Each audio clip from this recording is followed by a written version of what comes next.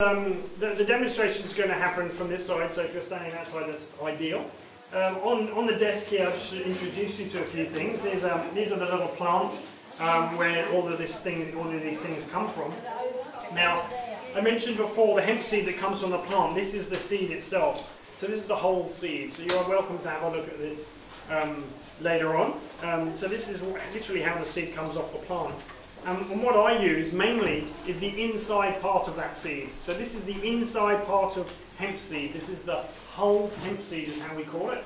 It's organic whole hemp seed and contains the most potent form of the protein and essential fatty acid nutrition in a whole food form. So I'm going to share some of this with you later. You can take a little sample, and whatever you want to do with it is up to you, of course. Before I get to the fun bits, I wanted to show you a little bit of the products, the material. So this is the fibre that comes off the stem while everyone's coming in. These are the products of the stem, and this is the inside part of the plant here. So this is called the hurd or the core, and this is called the fibre. When the fibre is cleaned, it becomes this really super fine fibre which is turned into clothes, etc. So you can really enjoy these things here. There's a stall here if anyone wants to sit down as well. These are the plastic pellets that produce hemp bioplastics. They produce things like surfboard fins and toys and frisbees and all the other objects that are around here. In this building that we're standing in, the walls are made of hemp and clay. So this is just hemp and earth. There's no lime, there's no sand, there's nothing else in this. This is a really beautiful render. Yeah, bring some here. Yep. So there's a lot of pictures on the walls, there's a lot of interesting things, and each picture has a very long story behind it. Now because of the heat, I don't want to stay too long in this room and describe everything in here.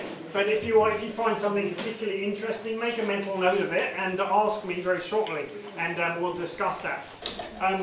Now some of you have been given an ice cream to try and putting on your skin or whatever you wanted to do with it, of course. You might want to take it home and put it on your shelf to look at or whatever else. If for some reason you've spilled it and you don't have any more ice cream, you can give the empty glasses back to Dave or replenish them for the people that haven't yet tried any. Meanwhile, I'm going to go and show you how this organic hemp ice cream is made. So, if anyone's in desperate need of a chair, then I'm sure Dave will come and bring some more wonderful chairs. Oh, there's some here. Okay, I'll get those. Let me go. That's okay. It's hemp. Pass the chairs around. Now, we're not going to be as long in this room, I assure you, just get these chairs out.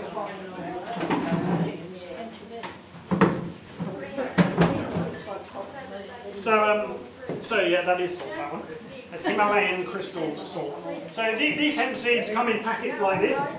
So you can actually buy these hemp seeds. It's quite legal for you to buy hemp seeds. It's also quite legal for you to buy hemp oil. Now some people who don't like eating any fibre at all prefer the hemp oil. And this is quite a medicinal form, and this is the highest concentration of essential fatty acids in the oil. Now I've only got limited amounts of these here today, but there are some available. Now, does it smell like hemp? I'm going to give you a little bit of this after. Everyone can try some of this so they can smell it or rub it in their skin or whatever else they want to do with it, if you remember. Okay, so we're going to make a non-dairy ice cream. To make a non-dairy ice cream, we need hemp seeds. So I'm going to weigh them on my hemp plastic scales. I have these scales here that are literally made of hemp plastic. I'm going to weigh up some hemp seeds, about that much roughly, and I'm going to chuck them in this rough amount of water, it's filtered water, and put them in this blender. Now, the lady standing close to this blender, just be aware that this is a high-powered blender and does sometimes take off.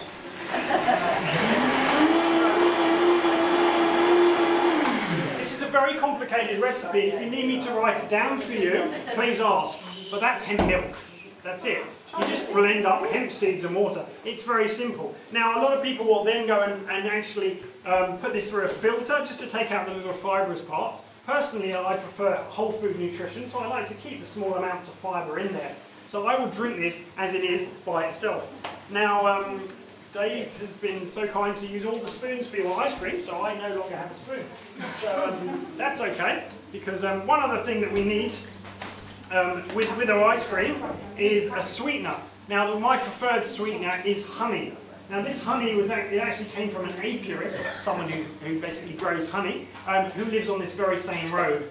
So I like the use of local honey, so I put in about 1, 2, 3-ish tablespoons, roughly, approximately. Oh, it's a bit spinning. Now, someone has to, lick my finger. No, I'll leave that for now. I'll just leave that there. Lucky I'm not on TV. Right, I am. Right, so I'm just going to whiz bang that again.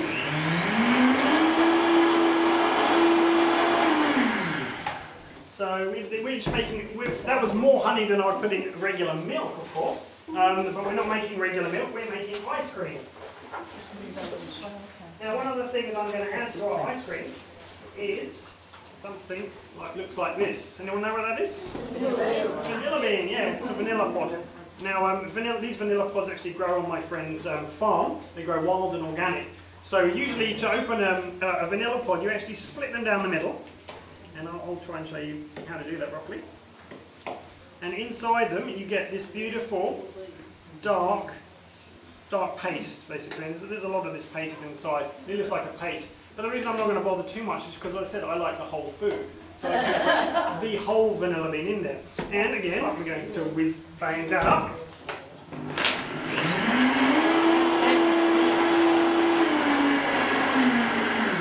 So that would have liquefied that quite well. Now, this recipe that I'm using here today is the same recipe as you have just experienced. And I'm just going to show you actually a few more of these vanilla beans, because the vanilla beans that you're probably used to come from the supermarket, and you get 1, 2 or 3 of those in a packet for like $15. And they're much smaller than this, and they're usually hard and actually dry. It's not how they naturally are. This is how they are. They're meant to be soft and moist and fresh. So I sell these vanilla beans, okay, 10 for $10, so that's $1 each, which is significantly less than like $4 you buy them in the health food stores for, and they're absolutely humongous and massive. So look, just as a treat today, we'll just cut off the tops of those and put a whole another one of those in. Oh, I love vanilla. Vanilla is a superfood, it tastes really good. Now I'm going to add one more thing. One more thing that comes from my same friend's farm. He grows this, okay? Now I'm going to try and explain what this is. The first person that guesses it, if they guess it with the first 4 clues, we'll get a special gift. Now it comes in a big green pod, about so big. Clue 1. Inside that pod, it has a white flesh that surrounds a bean. That white flesh, when you eat it, tastes like rose. Absolutely beautiful. It's custard apple in texture and tastes like rose. That's clue 2. Sorry? No clues yet? Okay. So I'm trying to see if you can understand what this is. Inside that white flesh, you actually find a purple bean. That purple bean is what this whole thing is harvested for. That's clue 3. You don't count. The final... Do you grow those here? No, they're not grown around here. They're grown actually more in the tropical areas. Yeah, these are a bit more tropical. Clue 4, I guess, is that every one of you has probably eaten this already. Oh yes, we have a winner. So that was a good guess. So I'll tell you what it is, but first of all, I'll carry on with the other clues. So this purple bean is basically made in big piles and fermented in big piles, and that's turned over. So that purple bean actually dries out and becomes brown. That purple bean is the cacao bean. Not the cocoa bean, the cacao bean. Very close, but I'll let you off for today. And in small quantities, that cacao bean is actually ground in a cold press. This is a cold press machine. It's a screw press, and when that cacao bean comes in here, out comes one side is a butter, cacao butter, and the other side comes a powder. That powder is what we're going to be using today. And we're going to be using cacao powder. So this is chocolate ice cream. It's very, it's slightly bitter. It's very dark, and I put about that much in. See, I'm measuring it very carefully. Very important in these recipes, I find. So I'm just going to whiz bang a bit of cacao powder in here. Now,